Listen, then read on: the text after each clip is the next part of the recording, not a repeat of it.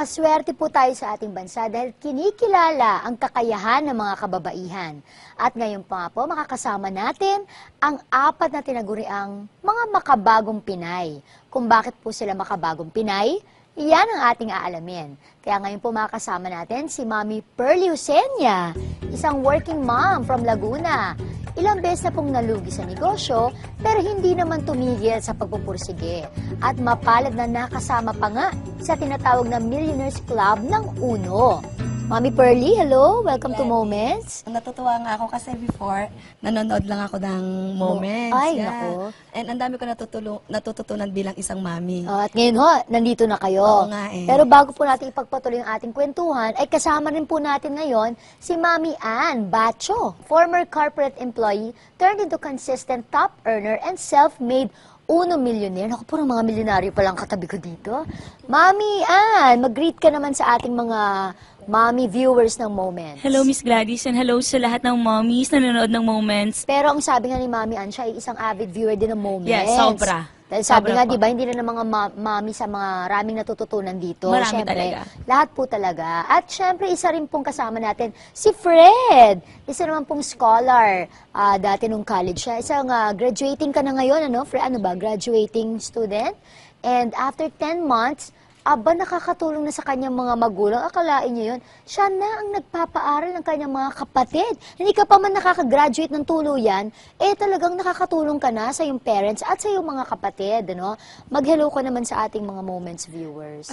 Good day po sa lahat ng Moments viewers at the same time sa inyo po, Miss Gladys. Ako. So, isa po akong avid fan ng Moments kasi in the near future, syempre lahat tayo magiging mommies din. So, Wow. Nakakatuwa marami naman po si ako Fred. Ang natututunan. cute-cute, ano? Siya ang pinaka-bagets dito sa atin ngayon. And of course, last but not the least, si Miss Mabel, na isa rin pong certified mommy. Isang negosyante from Batangas City. Ang tawag nga sa kanya siya daw ang bigatin ng Batangas City. Mami Mabel, welcome Hello, to the show. Gladys. Obvious naman, di ba? Natutuwa ako na nandito ako ngayon sa Moments. Parang feeling ko, napapanood lang kita dati sa Mara Clara. Ilang Ngayon dekada talagang naman nakakaraan nun. grabe. Nakaka-starstruck. Naku po. Hindi, pero Mami Mabel, Fred, Ann, and Mami Pearly, ano, ang tanong ko po sa inyo ngayon, paano nyo ba maisasalarawan ang sarili ninyo bilang isang makabagong Pinay? Bakit ba sa tingin ninyo ito ay pwedeng itawag sa inyo? Makabagong Pinay. So, Mami Pearly. Kasi bilang isang mami, hindi ako tumigil na pagpupursige para para mga pangarap ko sa aking anak. At syempre naman si Ann, napatungo pa lang sa pagiging mami, no? How do you balance naman your work and at the same time yung, ito, di ba, yung work mo, at yung iba pang mga ginagawa mo sa buhay?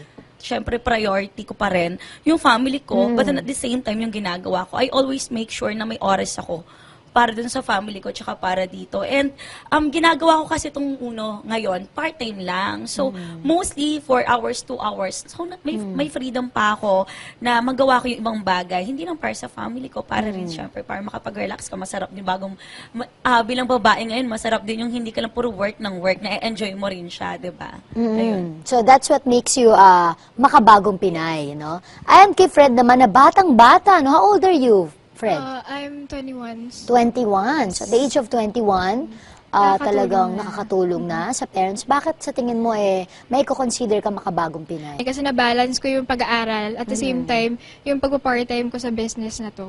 Yung UNO nga yun. In 10 months time, Yes. no? Stable ka na sa sinasabi Although hindi ng- naman nila ako inuobliga, pero syempre as elder sister ng mga kapatid ko, parang syempre gusto ko rin matulungan sila. At hindi ba, ang sarap sa pakiramdam, ano, nung Yes. at a very young age, nakakatulong ka na sa iyong family. And si Mami Mabel naman, how do you balance po your time as a mom, as an entrepreneur, or as a business woman? And syempre po, paano ito nagagawa? Masasabi ko makabagong Pinay ako in the sense na hindi lang nakakasunod sa trend and technology, kundi yung alam mo yung bilang isang negosyante, nakakasunod ka sa tamang takbo, tamang diskarte sa buhay, kung paano ka sasabay sa hamon ng panahon. Nag-umpisa kami sa mataas kagad. Talagang nag-umpisa din kami sa scratch.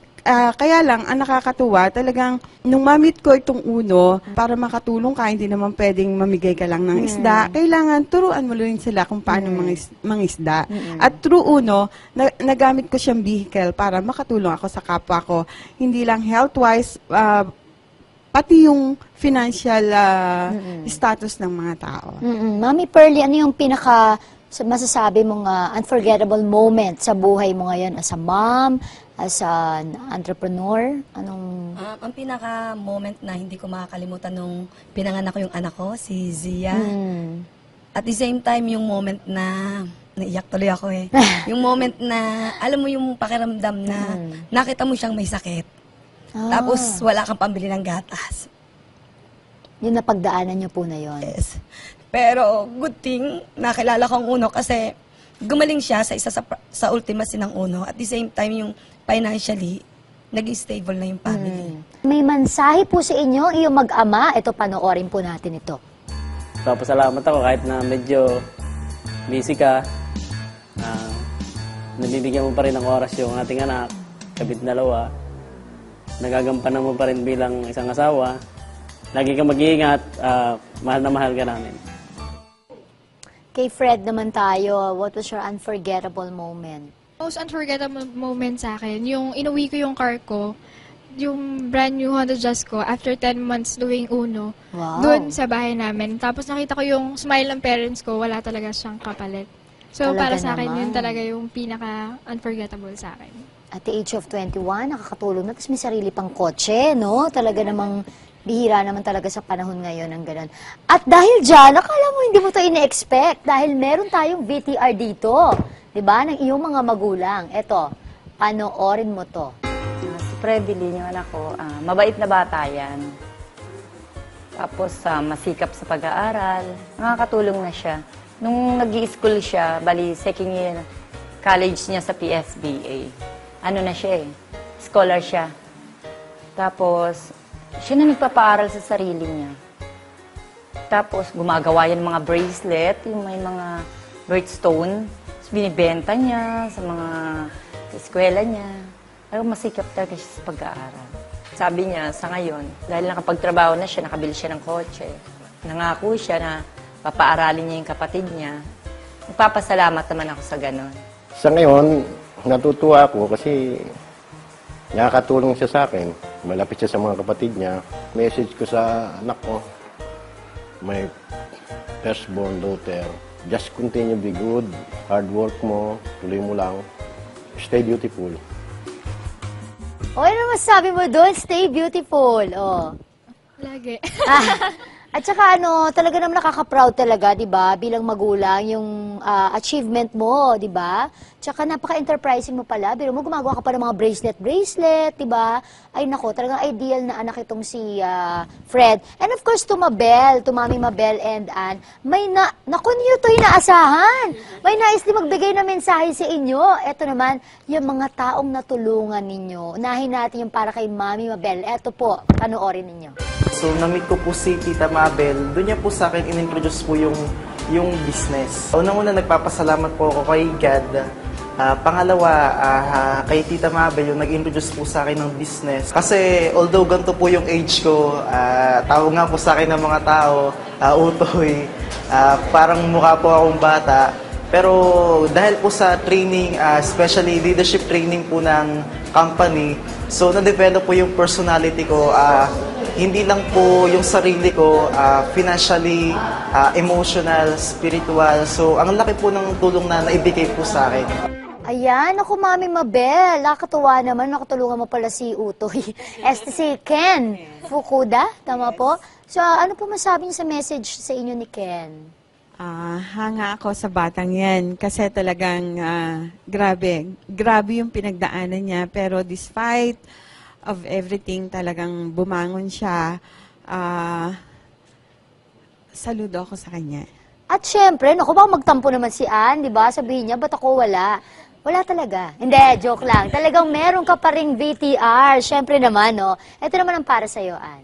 Si Ate Ann yung taong matapang, sobrang tapang niya, na kahit tipong ang dami na naming rejection, mga problemang pinagdadaanan, pero still nandiyan pa rin siya sa likod namin, ng mga tao niya, handa pa rin siyang tumulong. Na-invite din siguro ako ni Ate Ann kasi hindi nga ganun kaganda rin yung buhay namin dati. Yun nga, dahil din sa tulong ni Ate Ann, kung bakit siguro ngayon naging successful ako, tsaka nawala rin kami dun sa ganung estado ng buhay. Hindi naman din porkit bata ka, dapat bata ka na mag-isip. Katulad ako, ginawa ko lang inspirasyon yung hirap ng buhay namin. Kaya siguro ganito rin talaga ako katatag ngayon, na kahit ano pang pagsubok yung dumaan talaga sa akin, hindi ako papayag na may makapigil pa sa amin kung ano man talaga yung mga gusto pa naming marating sa buhay. Ayan, ako, parang naiiyak si Ann. Ano naman sabi mo doon? Kaibigan mo yon? Yes, ever since nung nag-elementary ako. Oo. So, ano lang, actually, mararamdaman mo naman kasi kapag galing dito yung message talaga, as in talagang sapul ka. And I'm so happy na rin kasi hindi lang ako yung may narating. Pareho kami. And pareho kami nawala. Dati yung family and ngayon nandito na ngayon sa taas. So, we hope na pareho kami nakakapag-inspire sa maraming tao pa. Bawat isa po sa atin ay meron talagang magagawa para paunlarin ang ating mga sarili. Makatulong tayo sa ating kapwa at sa atin hong mga mahal sa buhay. Katulad na lamang nito mga bisita natin ngayon, ano? Bago po tayo magtapos, ano yung mga pwede nyo mga last words sa ating mga manonood? Pwede yung ibahagi. Hindi porket isang ina ka, hindi mo makukuha yung mga pangarap mo. So, believe and make a difference. Kumbaga, sobrang blessed ako kasi nakilala kong Uno. So, it's a blessing talaga sa family. Ayun, for me siguro, gusto kong lalong maka-inspire dun sa mga babae na nanonood kasi hindi ko naman inuobligang mag-inspirasyon ako but I can be an inspiration to all the women out there na hindi porket alam mo, laki ka sa hirap, hindi porket galing ka sa public school, hindi ka dapat ma-intimidate sa mga taong nasa paligid mo, and hindi porket babae ka, hindi mo kaya makipagsabayan sa mga lalaking nasa labas. At ang batang-batang si Fred. Para sa akin, para sa mga student or fresh grad na katulad ko, so wag tayong mag-settle. Kung student ka ngayon, student ka na lang. Kaya naman natin pagsabayan, lalo na sa hirap ng buhay ngayon. So maraming right opportunity, lalo na dito sa Uno, right company. Grab nyo lang, seize every opportunity, push yourself to the limit. Wag na kayong magsisettle sa enough lang. Kailangan, wag din sa better, dun sa best talaga. Wow, di ba? And lastly, Mami Mabel. Para sa akin, bilang isang negosyante at bilang isang mami, kailangan laging alam mo kung ano yung priority mo. Kailangan priority mo lagi yung pamilya mo.